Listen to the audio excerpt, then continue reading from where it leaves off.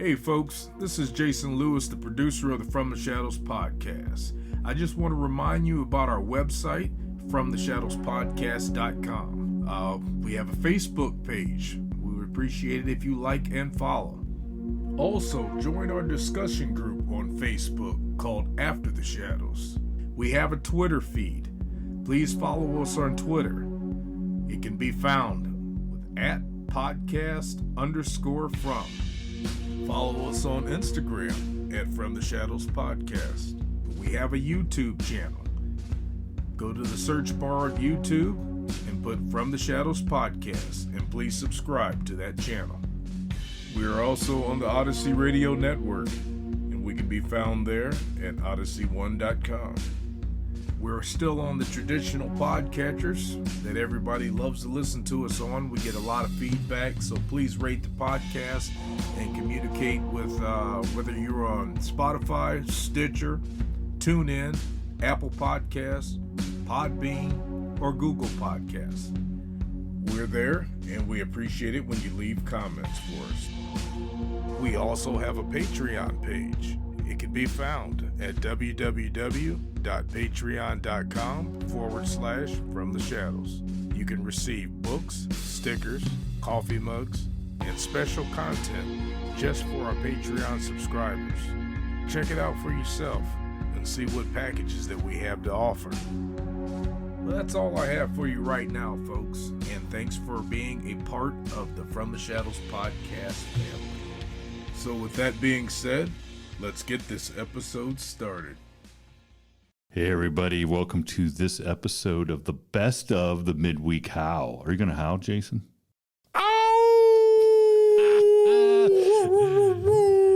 Since the Ozark Howler's not here to defend himself with a howl of his own, we'll let Jason do it. But hey, just giving everybody a little heads up, this is a best of. We went back and found a couple of the early Ozark Howler episodes and put them together for your listening pleasure. We decided to give everybody a couple days off for the 4th of July. So if you've heard these episodes, I'm sure you'll love hearing them again. But if you're hearing them for the first time, just remember, if you want to, we got 68 Ozark Howler episodes.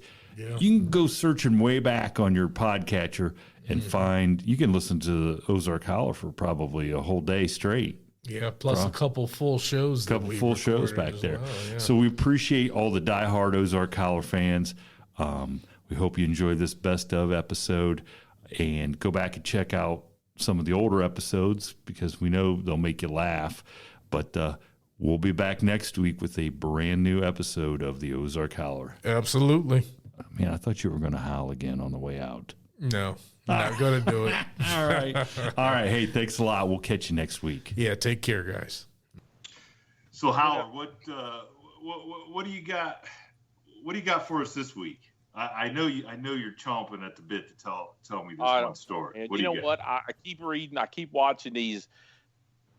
I bought one of them Hulu boxes or voodoo boxes. What do you call it? Where you can stream all that TV? Okay. Isn't that like a Fire Stick? No, but I bought the Walmart the was Roku sold out box? stick. So Roku, but I bought the deluxe one that I had a set of headphones I could plug into my remote and listen. Oh yeah, yep. So anyway, I've been watching Ray Donovan. Okay. Oh, okay, yeah. Seen that? Leaf Schreiber or whatever? Yeah. So I used to watch it on a plane a little bit, but it was always edited, you know. This is a full-blown. But they got these crazy women in these TV shows, and these writers, I don't know where they're getting their info, but they're spot on in some of these episodes. You know what I mean? It's almost like deja vu when I watch some of the crazy stuff. So anyway, what made me think about it is these domestics, you know, that there's all these domestic situations in that episode. And when you got a woman in a domestic situation as a law enforcement officer, we've all heard the stories, right? Just how crazy. The very first domestic I ever went to, I worked this is going back to 91. So, I mean, I'm going back a long way. And in the department I worked for at the time is big now, but at the time it wasn't. It was going through a transitional period, and they had one guy that worked in a jail, one guy at night during the week, because it was supposed to be slow during the week.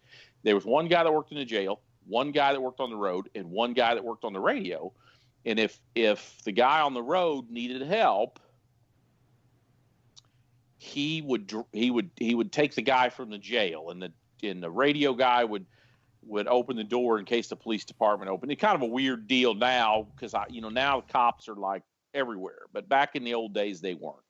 So they called me one day and said, "Hey, so and so, I'm not going to mention his name because he doesn't want anything to do with fame or publicity or anything else. He's going to pick you up at the door. He's got a domestic he's going to," and they always send 2 officers to a domestic.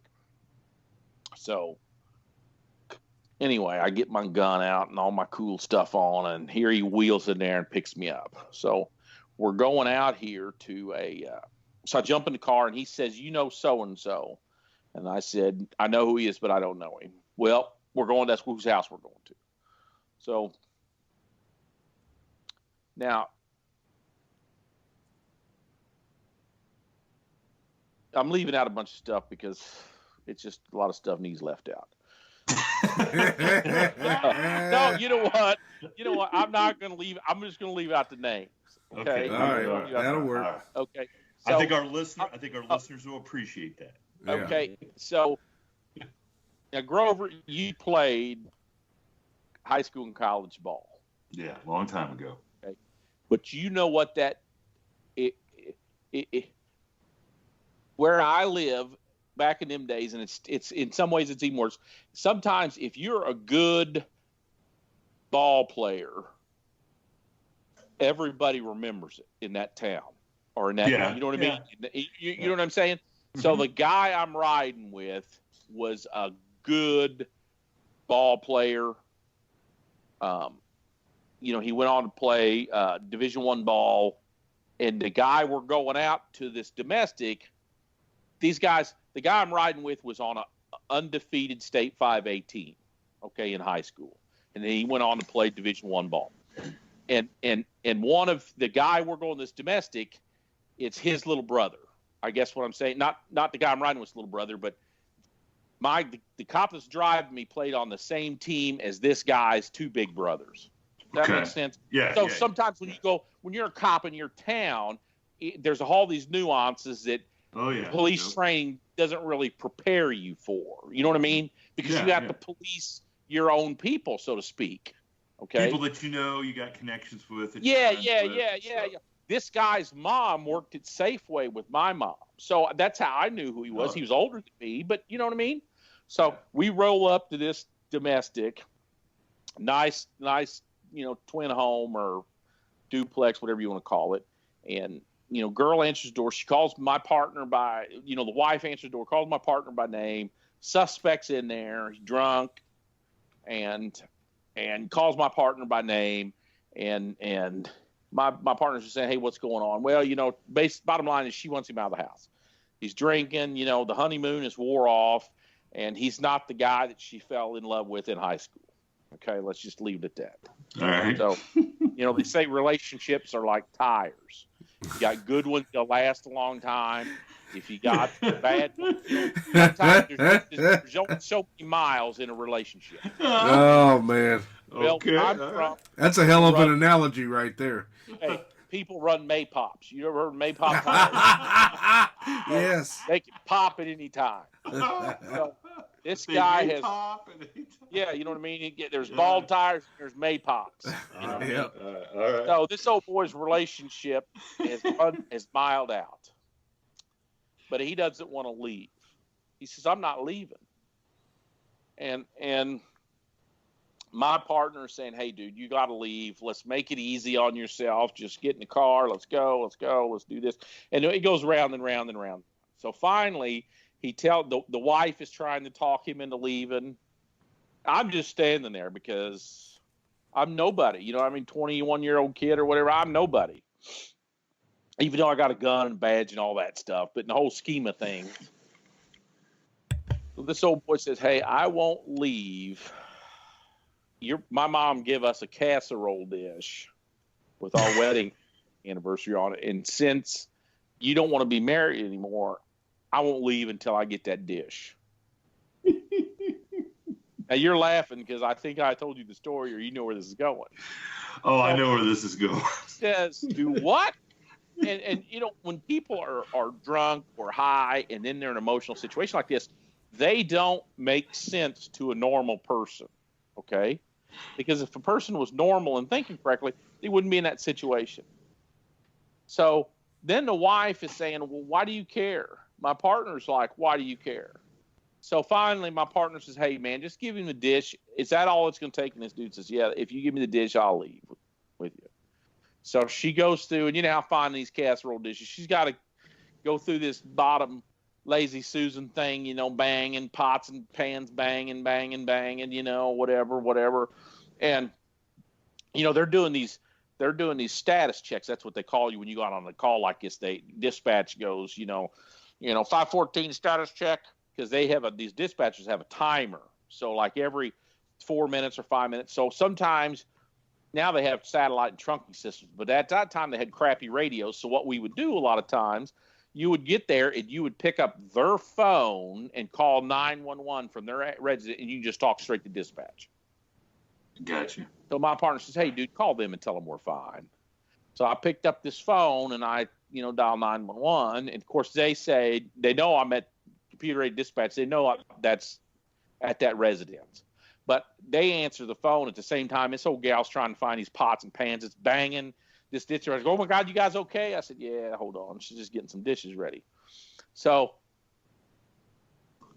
he gets this casserole dish, and we start to leave. Now, I'm walking out first. The guy's in the middle. My partner's in the behind him, kind of leading him out. And the first thing he does, he gets out on a concrete sidewalk and smashes that casserole dish. That's what our Lord did. You know what the craziest part is? And I don't even know nowadays if I should even tell the end story, but you know what we did with that old boy? What? Over to his mom and dad's house. Oh, when he smashed the casserole dish, my partner didn't really completely beat him down, but started a beat down on him that would probably get you reprimanded, if not fired today. So my partner smacked him around a little bit. Out of general principle for wasted. That's the way it was back in the old days. You could kind of, this guy going to see the judge in a week or two ain't going to help him as much as smacking him upside the head tonight is. Oh, there you go. Does that make sense? Yes, it does. Yeah. So my partner smacks him around a little bit. We put him in his car, and then we don't even take him to jail. We take him to his mom and dad's house because they it was a football. It was a football deal. You know what I mean? So I remember my partner taking his handcuffs off, and this guy's mom, dad waking up, midnight or whatever, coming to the door, and my partner looked at him and said, "Hey, are we going to have a problem? Because if we're going to have a problem, I'm going to take you to effing jail."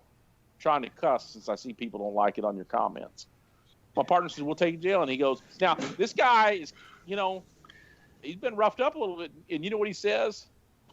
No, man, I'm okay. Sorry to put you guys through this. And you know what? We never had another call at that house. Nowadays, these people be on TV, news scene on Monday saying that the cops beat you up with Johnny Cochran or whatever. But back in them days, that's the way it was, man. The good old days, man. Hey. That's the way it was. I used to say it all the time. You got to be able to just give ass whippings instead of tickets. Grover, we were just talking about the nuances of policing in a town you grow up in, especially small town. Exactly. And I had went to, I knew the sheriff. I got a cop job, but it was working in a jail. And at that time, my sheriff was a real proponent of education. He had a master's degree. The chief deputy had a master's degree, and they used to always brag. They got him in the 70s when they meant something. That's what these guys would tell you. And I hadn't graduated yet, so I worked in a jail. But they had gotten some community, what they call community policing money. It was a new thing at the time, and they were deeding somebody to work in these small towns, because most of the real cops did not want to. Even though I was a deputy and I worked in the county, when the sheriff first got me to go out there, I would have to work 8 hours or 4 hours in this town and 4 hours in this town. Little bitty towns, 600-700 people. So you're very limited on what you can even do, because there's just not a lot of activity, So the first town he sent me to, very little training. I went to, back in the late 80s, early 90s, it was a 3-week school called the 120. So it was 120 hours of training, and by gosh, here's your gun and badge, and you're it. So I went through 3 weeks of school, and now I is one. It's a old joke. I couldn't spell police last week, and now I is one. And but you're paranoid, and where I was at, so my boss basically said, hey, my sheriff coming up and said, hey, you drive out there, and it happened to be my hometown. You drive out there and make yourself seen, sit in a school zone, do this, do that, whatever. So the first day I was paranoid of getting shot. I would just went to this police school where they'd show you car cameras were in their infancy at that time, and every video they showed you was somebody shooting the police. So for the first, I don't even know how many, the first 30 hours I worked out there, I only pulled over people I knew, and I didn't write anybody a ticket. I pulled over somebody's dad or some dude I went to school with, because I knew they wouldn't shoot me. And then, I know, isn't that nuts? So anyhow, the odd part about small town policing is they all want something done, just not to them. Oh, yeah. You know what I mean? Yeah, not to them. And the guy I was replacing was an old, there was a dude that kind of worked out. He still worked at the department, but he was a retired military policeman, and he, you were either a violator or you weren't. And he wrote everybody tickets in. And the sheriff I worked for, sheriffs are elected officials, he was getting a little pushback on that. Does that make sense? Because these people, although they wanted a cop in their town, they didn't want them getting a ticket. So, yeah, exactly. So that was kind of a big joke. What you do is you give locals warnings and out-of-towners tickets. I know it sounds terrible for me to say, but that's just the way it used to be. It's the way it should be. That's just exactly the way it should be. So, and then you knew, when you're driving in somebody else's town to pay attention. That's right. That's right. So, anyhow, there was a guy I went to school with. He's a couple years older than me, and it was just a tremendous, had a lot of stuff going on when we were young. He was a tremendous athlete, tall, good-looking guy, but he was a heavy drinker. But I think he's okay now in his 50s, but back then, really wasted a lot of opportunities because of alcohol addiction. Okay, so, but I knew him. I've known him my whole life. So I pulled him over one day, and he didn't have a license. But I didn't know he didn't have a license until I pulled him over. Well, I let him go. Well, rumor got back to me because he was kind of, he wasn't. I don't think he ever got arrested for anything but either drinking and driving or not having a license. So word got back to me one day that he was eroding my authority by me letting him go. He told everybody that he could drive where he wanted because I wouldn't arrest him. That makes sense? Oh, yeah. So instead of just keeping his mouth shut, there you go. He's got to go down and tell everybody that he can do what he wants because, and when word got back to me. So I really kind of took that to heart. Mm-hmm. And I arrested him 3 or 4 times in about 10 or 12 days. Because he's in this 700 person town. Yeah. You know what I mean? You probably saw him every time he turned around. Yeah, if I had to be out in that town. And he's not supposed to, he doesn't have a license anyway. Yeah, right. So that's the problem these people get in never-ending cycles, because when you get in trouble in a small town, something like, they know who you are. You know what I mean? Yeah. So yeah, of course. I started kind of feeling bad about it. And But hey, that's the way it goes. Did he ever learn his lessons? Yeah, this is what happened. Well, this is what happened. Right. Okay, this is the punchline. We're going to the punchline. I know it's a long form method on this story. A guy that we went to school with was getting married. Now, I'm a non-drinker. Okay. Well, and I've been known as a non-drinker. Okay. My mom was Baptist. I'm Baptist. I don't even want to get into nuances of that, but I'm just a non-drinker. And so a friend of ours was getting married, and he said, "Hey, we're renting a van, a big conversion van. We're going to go up to East St. Louis, and go to some bars, and I hate to say strip clubs, but I'm just going to say it here, strip clubs. Right. And we want you to drive." So I'm invited to be the driver. And I said, "I don't have a problem." Well, let's call this guy Jay. Jay is going to be there. He's the guy I've arrested 4 times. Is that going to be a problem? I said, "No, I ain't got a problem, If he doesn't have a problem with me driving the van, I don't have a problem with him riding in the van." You know what I mean? So yes. We end up in this East St. Louis, Missouri strip club called Roxy's. Now, I used to drink copious amounts of Mountain Dew.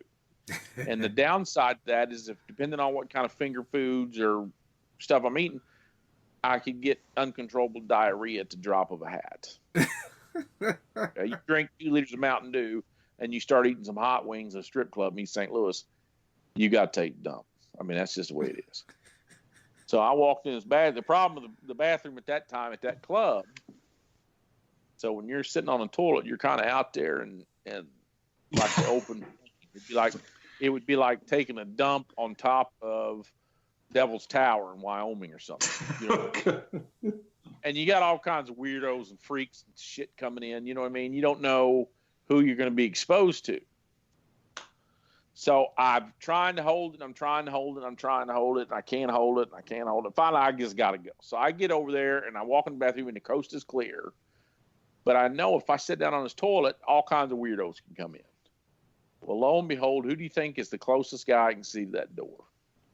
The guy you've arrested 5 times. Let's call him Jay. Big, good looking. I mean, he's still in his prime, early 20s. Big old strapping, 6'3", 4", 200 pounds. And I said, "Hey, dude, I need a favor." "You need a favor from me?" I said, "Yeah." I said, "Man, this is important." And he said, "What?" I said, "I got to take a crap, and I don't want anybody coming here. Would you watch for me?" I said, "This is the deal, man. You watch that door. I'm taking a dump. I'll never arrest you again for traffic violations. If you do something else, I can't help you." But he goes, "Okay." So he stood his back to me, his front to the door, and kept the patrons at bay while I took a double dump. It's one of them ones where you go and then you get done and you stand up and you're walking to the sink, and then all of a sudden you got to go again. It's like it settles back down. And about 3 weeks later, whatever, there's a car in the ditch in this little old town. In order for me to wait for a tow truck, it's going to take 45 minutes or an hour. And this guy says, "Well, I can call my grandpa." I said, "Yeah, I'll have him come." "Well, he doesn't really drive." I said, "How's he going to pull you out if he doesn't drive?" And they said, "Well, he's got a guy that helps him on the farm. Sometimes they're cutting wood today. He could be there." And I said, "Okay." Well, lo and behold, who do you think pulls up in this old man's truck? This dude. Let's call him Jay. He rolls up. And there I'm at a crossroads. I could see the look in his eye. He's worried about whether I'm going to break our because he watched the door. And I said, "Hey, can you pull him out?" And he goes, "You going to arrest me?" And I said, "No, I told you I wasn't. So I'm a man of my word, man. I never arrested him again." Thank you for tuning in to this week's episode of the From the Shadows podcast. Until next time, never shy away from the darkness or what may be lurking in the shadows. We are out.